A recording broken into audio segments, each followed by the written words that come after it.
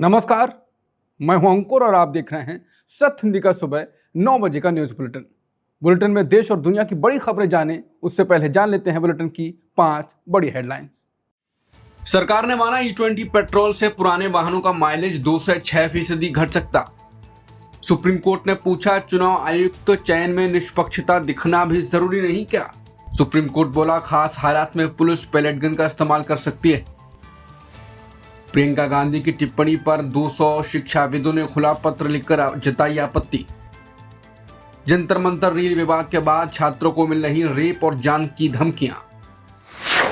सरकार ने माना कि E20 पेट्रोल से वाहन का माइलेज कुछ कम हो सकता है। ये जानकारी संसद में सड़क परिवहन मंत्री नितिन गडकरी ने दी। उन्होंने कहा कि माइलेज 2 से 6% तक घट सकता है। ये फर्क वाहन की उम्र और मॉडल पर निर्भर करेगा। सरकार ने एक अध्ययन का हवाला भी दिया। अध्ययन में कई तरह के वाहनों की जांच हुई। रिपोर्ट में इंजन को लेकर राहत की बात भी कही गई। सरकार ने कहा कि E20 से इंजन फेल होने का मामला नहीं मिला। सड़क और लैब दोनों जगह परीक्षण किए गए। सरकार का दावा है कि E20 से गाड़ी बेहतर रफ्तार पकड़ती है। सफर भी पहले से ज्यादा स्मूथ बताया गया। सरकार ने कहा कि कार्बन उत्सर्जन करीब 30% कम होता है। इससे ईंधन ज्यादा साफ तरीके से जलता है। हालांकि पुराने BS3 वाहनों में कुछ रबर पार्ट बदलने पड़ सकते हैं। सरकार ने कहा यह काम सामान्य सर्विस के दौरान हो सकता है। हालांकि अध्ययन अभी तक सार्वजनिक नहीं किया गया।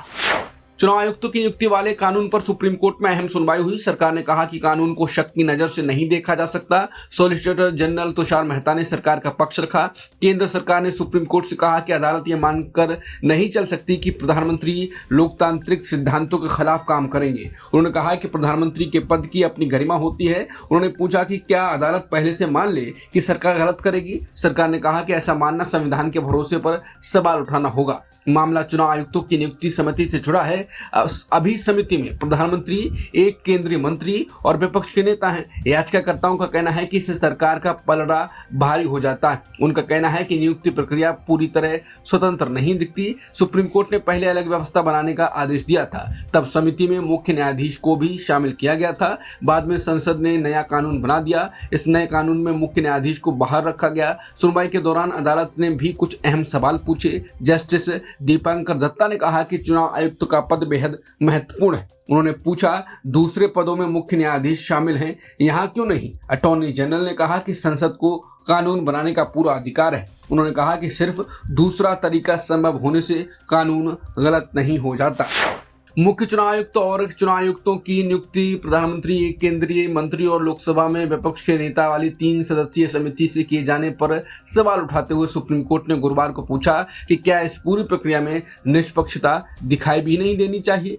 सॉलिसिटर जनरल तुषार मेहता ने अदालत से अनुरोध किया कि इस मामले को 5 न्यायाधीशों की संविधान पीठ के पास भेजा जाए। उनका कहना था कि इसमें संविधान से जुड़े महत्वपूर्ण सवाल हैं। उन्होंने कहा कि यह भी देखा जाना चाहिए कि सिर्फ एक ही संस्था की स्वतंत्रता की बात क्यों हो रही है और बाकी संवैधानिक संस्थाओं पर भरोसा क्यों नहीं किया जा रहा।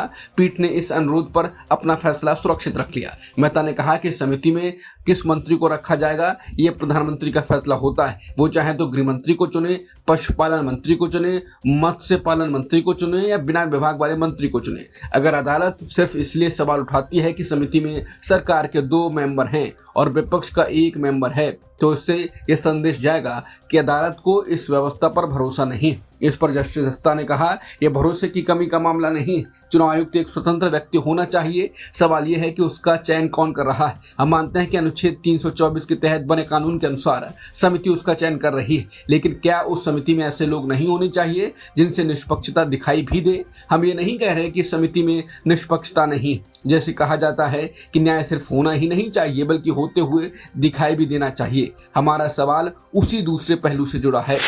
जंतर मंतर की रील के बाद छात्रा को लगातार धमकियां मिल रही हैं। 23 साल की श्रद्धा सिंह MSc की छात्रा हैं। उन्होंने बताया कि उनके इंस्टाग्राम पर लाखों फॉलोअर्स हैं। 25 जुलाई को उन्होंने 7 सेकंड की एक रील पोस्ट की। रील जंतर मंतर प्रदर्शन खत्म होने के तुरंत बाद डाली गई। वीडियो में पीछे रैपिड एक्शन फोर्स के जवान दिखाई दे रहे थे।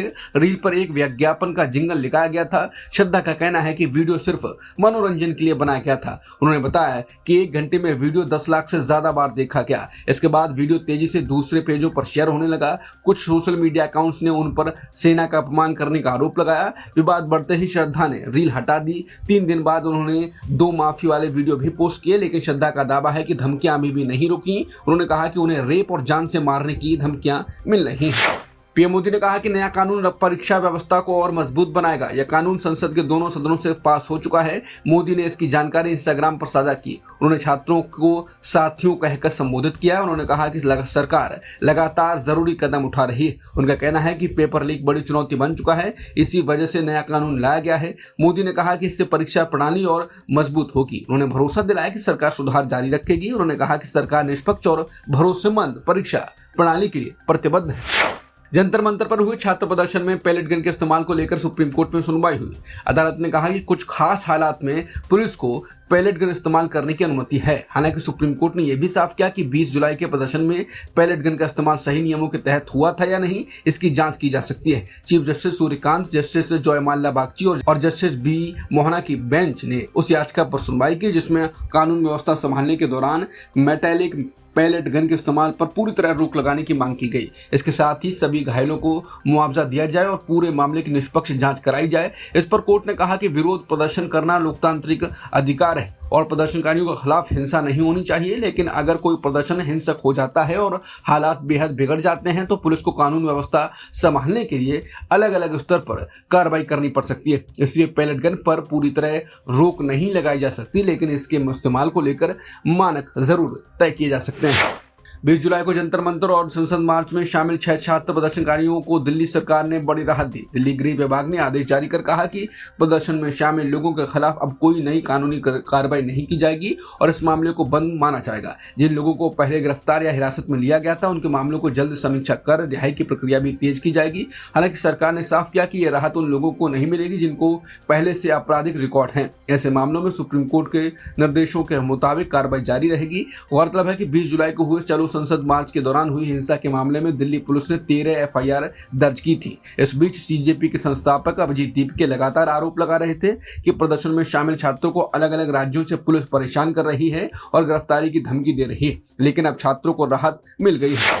कॉकरोच जनता पार्टी के संस्थापक अभिजीत दीपके ने केंद्र सरकार पर गंभीर आरोप लगाए। मीडिया से बातचीत के दौरान दीपके ने दावा किया कि आंदोलन के दौरान उन पर लगातार दबाव बनाया गया और उन्हें धमकियां दी गईं। दीपके ने आरोप लगाया कि उन्हें कहा गया कि अगर वो बीजेपी में शामिल नहीं हुए तो उनके परिवार को परेशानी का सामना करना पड़ सकता है। उन्होंने दावा किया कि पुलिस गृह मंत्रालय के अधीन आती है, इसलिए इस मामले में गृह मंत्री अमित शाह की जिम्मेदारी बनती है। उन्होंने आरोप लगाया कि प्रदर्शन के दौरान छात्रों के खिलाफ गंभीर हथियारों का इस्तेमाल किया गया और कई छात्र घायल हुए। दीपके ने आरोप लगाया कि प्रदर्शन खत्म होने के बाद भी छात्रों पर कार्रवाई और दबाव जारी है। विदेशी फंडिंग के आरोपों पर जवाब देते हुए दीपके ने कहा कि अगर ऐसा कुछ हुआ है तो ये देश की सुरक्षा व्यवस्था की विफलता होगी और इसकी जिम्मेदारी सरकार की बनती है।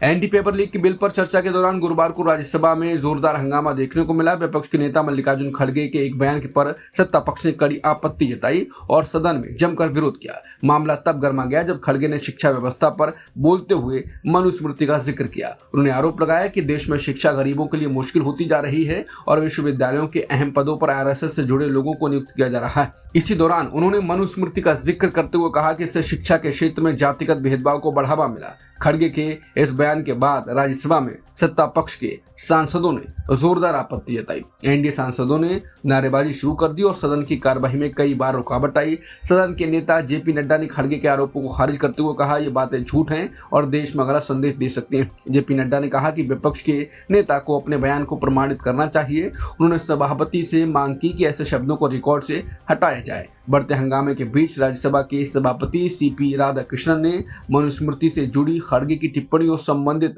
अंशों को सदन की कार्रवाई से हटाने का फैसला किया। लोकसभा में कांग्रेस सांसद प्रियंका गांधी ने गौमूत्र विशेषज्ञ वाली टिप्पणी के खिलाफ 200 से ज्यादा शिक्षाविदों ने खुला पत्र लिखकर टिप्पणी पर कड़ी आपत्ति जताई। दरअसल एंटी पेपर लीक बिल पर चर्चा के दौरान प्रियंका गांधी ने सरकार की शिक्षा सुधार समिति पर सवाल उठाते हुए गौमूत्र एक्सपर्ट शब्द का इस्तेमाल किया था। हालांकि उन्होंने किसी का नाम नहीं लिया, लेकिन इसे आईआईटी मद्रास के निदेशक प्रोफेसर वी कामकोटी की ओर इशारा माना गया। अब खुले पत्र में शिक्षाविदों ने कहा कि संसद में किसी विद्वान का मजाक उड़ाने के बजाय उसके विचारों पर तर्क के साथ बहस होनी चाहिए। उन्होंने कहा कि किसी वैज्ञानिक या शिक्षक को केवल एक लेवल देकर खारिज करना वैज्ञानिक सोच और स्वस्थ लोकतांत्रिक बहस दोनों को कमजोर करता है। पत्र में प्रोफेसर कामाकोटी की शैक्षणिक उपलब्धियों का भी जिक्र किया गया। उन्होंने कहा कि वैज्ञानिकों के विचारों से असहमति हो सकती है, लेकिन उनका जवाब तथ्यों और तर्कों से दिया जाना चाहिए, तंज या उपहास से नहीं। पीएम मोदी का नीट पेपर लीक पर पहला वीडियो कुछ समय के लिए फेसबुक पर ब्लॉक होने के मामले में केंद्र सरकार ने मेटा को तलब किया। इलेक्ट्रॉनिक्स और सूचना प्रौद्योगिकी मंत्रालय ने कंपनी के वरिष्ठ अधिकारियों को बुलाकर पूरे मामले पर जवाब मांगा। मंत्रालय के सचिव एस कृष्णन ने कहा कि मेटा को उच्च स्तर पर बुलाया गया ताकि साफ हो सके कि आखिर यह गलती कैसे हुई। ये वीडियो पहले पीएम मोदी ने इंस्टाग्राम पर पोस्ट किया था और बाद में फेसबुक पर शेयर किया गया। हालांकि फेसबुक पर यह कुछ समय के लिए दिखाई नहीं दिया। बाद में मेटा ने इसे बहाल करते हुए कहा कि ये तकनीकी गलती थी। मध्य प्रदेश के उद्धार भोजशाला विवाद मामले में सुप्रीम कोर्ट ने बड़ा फैसला सुनाया। अदालत ने शुक्रवार की नमाज के लिए मुस्लिम पक्ष को भी भोजशाला परिसर से सटी हुई जमीन दी। कोर्ट ने कहा कि खसरा नंबर 596 वाली जमीन, जिसे दरगाह की जमीन के तौर पर चिन्हित किया गया है, वहां शुक्रवार को दोपहर 1 बजे से 3 बजे तक नमाज अदा की जा सकती है। हालांकि कोर्ट ने यह भी कहा कि अगर दोनों पक्ष आपसी सहमति से किसी दूसरी जगह को लेकर तैयार होते हैं तो उसका रास्ता भी खुला रहेगा। सुनवाई के दौरान मध्य प्रदेश सरकार की ओर से कहा गया कि सरकार दोनों पक्षों के बीच विवाद में नहीं पड़ना चाहती और उसका मुख्य काम कानून व्यवस्था बनाए रखना है। इस पर सुप्रीम कोर्ट ने राज्य सरकार को उसकी संवैधानिक जिम्मेदारी याद दिलाई। अदालत ने कहा कि सिर्फ शांति बनाए रखना ही नहीं बल्कि नागरिकों के धार्मिक अधिकारों की रक्षा करना भी राज्य सरकार का कर्तव्य है। इससे पहले मुस्लिम पक्ष ने पहले दी गई दूर की जगह पर आपत्ति जताई थी। अब प्रशासन को कोर्ट के निर्देश के अनुसार दोनों पक्षों के अधिकारों और सुरक्षा का ध्यान रखना होगा। सुबह 9 बजे के बुलेटिन में इतना ही। बाकी खबरों के लिए बने रहिए सत्य हिंदी के साथ। सुबह 11 बजे मिलते हैं नए बुलेटिन के साथ। नमस्कार।